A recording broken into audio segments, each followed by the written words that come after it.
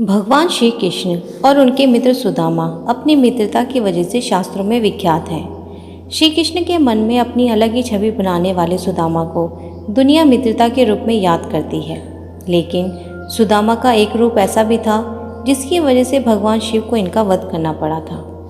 इस सत्य पर विश्वास करना मुश्किल तो है, लेकिन अगर हम इतिहास के पन्ने पलटें तो ये सच सामने आता है। परंतु आखिर क्यों भगवान शिव को सुदामा का वध करना पड़ा? शंखचूड़ के रूप में हुआ था सुदामा का पुनर्जन्म। स्वर्ग के गोलोक में सुदामा और विराजा निवास करते थे। सुदामा विराजा से प्रेम करता था, लेकिन विराजा श्री कृष्ण से प्रेम करती थी। एक बार जब विराजा और कृष्ण प्रेम में लीन थे तो स्वयं राधा जी वहां प्रकट हो गई और राधा ने विराजा को श्री कृष्ण के साथ देखकर विराजा को गोलोक से पृथ्वी पर निवास करने का श्राप दे दिया और किसी कारणवश राधा जी ने सुदामा को भी पृथ्वी पर निवास करने का श्राप दे दिया, जिससे उन्हें स्वर्ग से पृथ्वी पर आना पड़ा। मृत्यु के पश्चात सुदामा का जन्म राक्षस राजदम्भ के यहाँ शंखचूड़ के रूप में हुआ और विराजा का जन्म धर्मराज के यहाँ तुलसी के रूप में हुआ। शंखचूड़ माता तुलसी से विवाह के बाद उनके साथ अपनी राजधानी वापस लौट आए।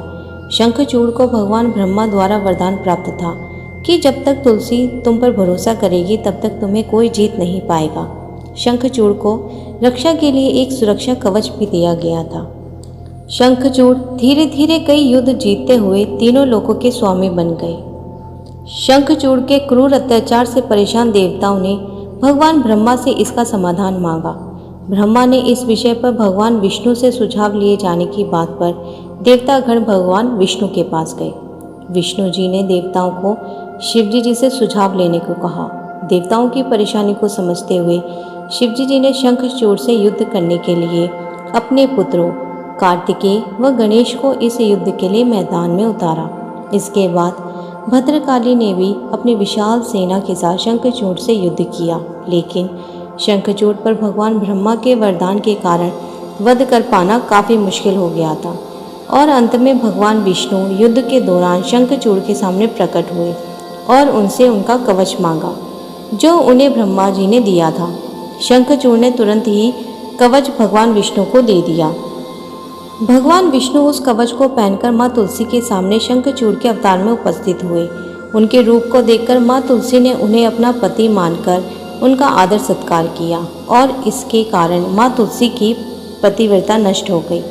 पत्नी तुलसी की पतिव्रता में शंखचूड़ की शक्ति बसी थी। वरदान की शक्ति के समापन पर भगवान शिव ने शंखचूड़ का वध किया और देवताओं को उसके अत्याचार से मुक्त करा दिया।